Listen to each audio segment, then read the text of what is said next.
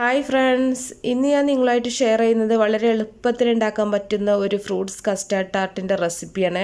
ഇത് നമുക്ക് ഓവനോ അതുപോലെ ടാർട്ട് മോൾഡോ ഒന്നും ഇല്ലാതെ തന്നെ വളരെ എളുപ്പത്തിൽ വീട്ടിലുണ്ടാക്കിയെടുക്കാൻ പറ്റും. ഈ ടാർട്ടിൽ നമുക്ക് ഐസ്ക്രീമോ വെറുതെ ഫ്രൂട്ട്സ് ഒക്കെ നമുക്ക് സെർവ് ചെയ്യാൻ പറ്റും. അപ്പോൾ ഇതെങ്ങനെ നോക്കിയാലോ? ആദ്യം തന്നെ ഒരു ബൗളിലേക്ക് ഞാൻ 1 കപ്പ് മൈദ എടുത്തിട്ടുണ്ട്. അപ്പോൾ കപ്പ് ഇല്ലാത്തവരാണെന്നുണ്ടെങ്കിൽ ഒരു ഗ്ലാസ്സിന് അളന്നെടുത്താൽ മതി. ഇനി ഇതിലേക്ക് 2 ടേബിൾ സ്പൂൺ പഞ്ചസാര പൊടിച്ചതാണ് ചേർക്കുന്നത്. പഞ്ചസാര പൊടിച്ചിട്ട് തന്നെ ചേർക്കുക കേട്ടോ, മുഴുവനായിട്ട് ചേർക്കരുത്. ഇനി അതേപോലെ 2 ടേബിൾ സ്പൂൺ ബട്ടറും കൂടെ ചേർക്കുന്നുണ്ട്. ബട്ടറിന് പകരം നിങ്ങൾ നെയ്യോ ഓയിലോ ഒന്നും എടുക്കരുത്, ബട്ടർ തന്നെ എടുക്കുക. ഇനി ഒരു നുള്ളു ഉപ്പും കൂടെ ചേർക്കുന്നുണ്ട്. അപ്പോൾ ഉപ്പുള്ള ബട്ടർ ആണെങ്കിൽ ഉപ്പിൻ്റെ ആവശ്യമില്ല. ഇനി ഒരു 1/2 ടീസ്പൂൺ വനില എസൻസും കൂടെ ചേർക്കുന്നുണ്ട്. എന്നിട്ട് നമുക്ക് കൈ വെച്ചിട്ട് ബട്ടറും ഇതും നല്ല പോലെ ഒന്ന് മിക്സ് ചെയ്തെടുക്കുക. അപ്പോൾ നിങ്ങൾ ഉപ്പുള്ള ബട്ടർ ആണെങ്കിൽ ഉപ്പ് ചേർക്കണ്ട കേട്ടോ, ഇല്ലെങ്കിൽ മാത്രം ഒരു നുള്ളു ഉപ്പ് ചേർത്താൽ മതി. ഇനി ഇതിലേക്ക് നമുക്ക് ഒരു 1/2 കപ്പ് പാല് കുറേശ്ശെ ഒഴിച്ചിട്ടൊന്ന് കുഴച്ചെടുക്കുക. ഒരുപാട് ബലം വെച്ചിട്ട് നമ്മൾ കുഴച്ചെടുക്കേണ്ട ആവശ്യമില്ല കേട്ടോ. നമ്മളിപ്പോൾ ചപ്പാത്തിക്ക് പൂരിക്കൊക്കെ മാവ് കുഴക്കുന്ന രീതിയിൽ ഒരുപാട് പ്രസ് ചെയ്തിട്ട് അങ്ങനെ കുഴച്ചെടുക്കണ്ട. ഒന്ന് സോഫ്റ്റ് ആയിട്ടൊന്ന് കുഴച്ചെടുത്താൽ മതി. അധികം പ്രഷർ കൊടുക്കാണ്ട് കുഴച്ചെടുക്കുക. അപ്പോൾ നിങ്ങൾ പാലിന് പകരം നിങ്ങൾക്ക് വേണമെങ്കിൽ ഒരു കോഴിമുട്ട പൊട്ടിച്ചൊഴിച്ചിട്ട് അങ്ങനെ വേണമെങ്കിലും ഇത് കുഴച്ചെടുക്കാം. ഞാനിപ്പോൾ ഇവിടെ മുട്ട ചേർക്കാത്ത ടാർട്ടാണ് ഉണ്ടാക്കുന്നത്, അതുകൊണ്ട് തന്നെ ഞാൻ പാലിൽ ഇത് കുഴച്ചെടുത്തത്. ഇനി ഇത് നമുക്ക് ഏത് പാത്രത്തിലേക്കാണോ വേണ്ടത് അതിനനുസരിച്ചിട്ടുള്ള വലുപ്പത്തിലുള്ള ഉരുളകളാക്കിയിട്ടൊന്ന് ഉരുട്ടിയെടുത്താൽ മതി. വളരെ ചെറിയ പാത്രത്തിലൊക്കെ നിങ്ങൾ ബേക്ക് ചെയ്യാൻ ഉദ്ദേശിക്കുന്നുണ്ടെങ്കിൽ ചെറുതായിട്ടൊന്ന് പരത്തിയെടുക്കുക. ഒരുപാട് കനം കൂട്ടിയിട്ട് പരത്തിയെടുക്കേണ്ട ആവശ്യമില്ല കേട്ടോ, കുറച്ച് കനം കുറച്ചിട്ട് വേണം നമ്മളിത് പരത്തിയെടുക്കാനായിട്ട്. എന്നാൽ ഒരുപാട് അങ്ങോട്ട് കട്ടി കുറക്കേണ്ട ആവശ്യമില്ല. ഇനി ഞാൻ ഈ ഒരു പാത്രത്തിലാണിത് ബേക്ക് ചെയ്യുന്നത്. അപ്പോൾ ആ ഒരു പാത്രത്തിൽ ഇത് വെച്ചതിന് ശേഷം നമ്മൾ കറക്റ്റായിട്ടൊന്ന് നന്നായിട്ടൊന്ന് പ്രസ് ചെയ്തിട്ടൊന്ന് ഷേപ്പാക്കി കൊടുക്കുക. അപ്പോൾ ഈ ടാർട്ട് മോൾഡൊക്കെ നമുക്ക് വാങ്ങിക്കാൻ കിട്ടും കേട്ടോ, പല രീതിയിൽ പല ഷേപ്പിൽ നമുക്ക് വാങ്ങിക്കാൻ കിട്ടുന്നുണ്ട്. അപ്പോൾ ടാർട്ട് മോൾഡൊക്കെ വീട്ടിലുണ്ട് എന്നുള്ളവരാണെന്നുണ്ടെങ്കിൽ അതിൽ തന്നെ നിങ്ങൾ ബേക്ക് ചെയ്തെടുക്കുക.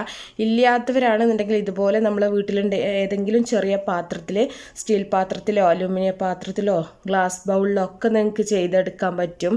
ഇനി നമുക്കൊരു ഡിസൈനിന് വേണ്ടിയിട്ട് നമ്മൾ ഒരു ഫോർക്ക് വെച്ചിട്ട് അതിൻ്റെ സൈഡൊക്കെ ഇതുപോലെ ഒന്ന് പ്രസ് ചെയ്ത് കൊടുക്കുക. അപ്പോൾ ചെറുതായിട്ടൊരു ഡിസൈനൊക്കെ ആയിട്ട് വരും കേട്ടോ.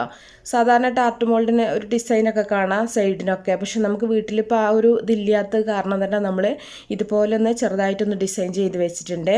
ഇതിൻ്റെ ഒരു അടിഭാഗത്ത് ഇതുപോലെ ഒന്ന് കുത്തി കൊടുക്കുന്നുണ്ട്. ഇത് നമ്മൾ ബേക്ക് ചെയ്ത് വരുന്ന സമയത്ത് പൊങ്ങി വരാതിരിക്കാൻ വേണ്ടിയിട്ടാണ് കേട്ടോ, എയർ ഉണ്ടെങ്കിൽ പോകാൻ വേണ്ടിയിട്ടാണ് ഇതുപോലെ ഹോൾ ഉണ്ടാക്കി കൊടുക്കുന്നത്. അപ്പോൾ നമ്മൾ ബാക്കിയുള്ള മാവ് ഇതുപോലെ ഒരു ചെറിയ പാത്രത്തിലും കൂടെ ഒന്ന് ആക്കി വെക്കുന്നുണ്ട്. അപ്പോൾ നന്നായിട്ട് പ്രസ് ചെയ്തിട്ട് വേണം നമ്മൾ ഷേപ്പാക്കി എടുക്കാനായിട്ട്. എല്ലാ ഭാഗവും ഒരേ കനത്തിൽ തന്നെ ആക്കിയെടുക്കുക, എന്നാലേ നമുക്ക് ബേക്കായി വരുന്ന സമയത്ത് എല്ലാ ഭാഗവും ഒരുപോലെ വെന്ത് കിട്ടുള്ളൂ. അപ്പോൾ ഇതും ഞാൻ ഫോർക്ക് വെച്ചിട്ട് ഇതുപോലെ ഒന്ന് ചെയ്തെടുക്കുന്നുണ്ട്. അപ്പോൾ നിങ്ങൾക്ക് ഏത് രീതിയിൽ ഇനിയിപ്പോൾ ഇങ്ങനെ ഡിസൈൻ ചെയ്യുന്ന നിർബന്ധമൊന്നുമില്ല കേട്ടോ, അതൊക്കെ വെറുതെ ജസ്റ്റ് ഒന്ന് കാണിച്ചു എന്ന് മാത്രം. അപ്പോൾ ഇതും അതുപോലെ തന്നെ ഒന്ന് കുത്തി കൊടുക്കുക. ഈ ഒരു സമയത്ത് തന്നെ നിങ്ങൾ സ്റ്റൗവിൽ പാത്രം ചൂടാക്കാനായിട്ട് വെച്ചിട്ടുണ്ടാവണം. നമ്മൾ കേക്കൊക്കെ ബേക്ക് ചെയ്യുന്ന പോലെ തന്നെ അതിൻ്റെ അടിയിലൊരു തട്ട് വെച്ച് കൊടുക്കുക. ഇനി ചെറിയ പാത്രം ഞാൻ ആദ്യം വെച്ചിട്ട് അതിൻ്റെ മുകളിലാണ് ഞാൻ വലിയ പാത്രം വെക്കുന്നത് കേട്ടോ. 2 പാത്രത്തിനുള്ള സ്പേസ് ഉണ്ടെന്നുണ്ടെങ്കിൽ 2 പാത്രം ഒരേപോലെ വെക്കുക. ഇങ്ങനെ വെച്ചിട്ട് ഒരു 20 മിനിറ്റ് നമ്മളിത് ചെറിയ തീയിലിട്ടിട്ടൊന്ന് ബേക്ക് ചെയ്തെടുക്കണം. അപ്പോൾ ഒരു 15 മിനിറ്റ് കഴിഞ്ഞിട്ട് നമുക്കൊന്ന് തുറന്ന് നോക്കാം. അപ്പോൾ അടിയത്തെ പാത്രം പെട്ടെന്ന് തന്നെ ആയിട്ടുണ്ടാവും കേട്ടോ. അപ്പോൾ അത് മാറ്റിയതിന് ശേഷം മുകളിലത്തെ പാത്രം വെച്ചിട്ട് ഒരു 5 മിനിറ്റ് എക്സ്ട്രാ നമ്മൾ ബേക്ക് ചെയ്യേണ്ടി വരും. അങ്ങനെ നമ്മൾ ലെയറായിട്ട് വെച്ച് കൊടുത്തുകൊണ്ടാണ്. 2 പാത്രം ഒരേ രീതിയിൽ വെക്കണമെങ്കിൽ ഒരേ സമയം കൊണ്ട് തന്നെ ആയി കിട്ടും. അപ്പോൾ നേരത്തെ ഞാനിവിടെ കസ്റ്റേർഡ് ഉണ്ടാക്കി വെച്ചിട്ടുണ്ട്. അതിലേക്ക് കുറച്ച് ഫ്രൂട്ട്സ് ഒന്ന് മിക്സ് ചെയ്തെടുക്കുന്നുണ്ട്. അപ്പോൾ കസ്റ്റേർഡ് ഉണ്ടാക്കുന്നത് കാണിക്കാത്തത് ഒരുപാട് റെസിപ്പിയിൽ കാണിച്ചിട്ടുണ്ട് കേട്ടോ. പാലും കസ്റ്റേർഡ് പൗഡറും പഞ്ചസാരയും ചേർത്തിട്ട് കുറുക്കിയെടുത്ത് തണുപ്പിച്ചിട്ടുള്ളതാണ്. അത്രയേ ഉള്ളൂ, കസ്റ്റേർഡ് ഉണ്ടാക്കാൻ ബുദ്ധിമുട്ടൊന്നുമില്ല. അപ്പോൾ ഫ്രൂട്ട്സും കൂടെ ഇട്ട് മിക്സ് ചെയ്തിട്ട് നമുക്ക് മാറ്റി വെക്കാം. ഈ ഒരു സമയം കൊണ്ട് തന്നെ നമ്മുടെ ടാർട്ട് ഇവിടെ റെഡി ആയിട്ടുണ്ട്. അപ്പോൾ ആ ചെറിയ പാത്രം ഞാൻ ആദ്യം എടുത്ത് മാറ്റിയിട്ടുണ്ടായിരുന്നു. ഇത് ഒരു 5 മിനിറ്റും കൂടെ എക്സ്ട്രാ കൊടുത്തിട്ടുണ്ടായിരുന്നു. അപ്പോൾ രണ്ടും നന്നായിട്ട് തന്നെ മൊരിഞ്ഞ് വന്നിട്ടുണ്ട്. നമ്മളതൊരു പാത്രത്തിലേക്ക് മാറ്റിയിട്ടുണ്ട്. ചൂടാറിയതിന് ശേഷം മാത്രം ഇതിലേക്ക് തണുത്ത കസ്റ്റേർഡ് നിങ്ങൾ സെർവ് ചെയ്യാൻ പാടുള്ളൂ. ഇല്ലയെന്നുണ്ടെങ്കിൽ ആ ഒരു ഇത് ചൂടോട് കൂടി ചെയ്യരുത്. അപ്പോൾ കസ്റ്റേർഡിൻ്റെ ആ ഒരു തണുപ്പൊക്കെ പോകും കേട്ടോ. അപ്പോൾ അത് പ്രത്യേകം ശ്രദ്ധിക്കുക. അപ്പോൾ നല്ല ക്രിസ്പായിട്ടാവും ഇതിരിക്കുക. നമുക്ക് കുക്കീസൊക്കെ കഴിക്കുന്ന ആ ഒരു ടേസ്റ്റാണ് കിട്ടുക കേട്ടോ. അപ്പോൾ ഏത് ഫ്രൂട്ട്സും നിങ്ങളുടെ ഇഷ്ടത്തിനനുസരിച്ചിട്ട് നിങ്ങൾക്ക് വെച്ച് കൊടുക്കുക. അതിന് വേണമെങ്കിൽ ഐസ്ക്രീമൊക്കെ സെർവ് ചെയ്യാൻ നിങ്ങൾക്ക്.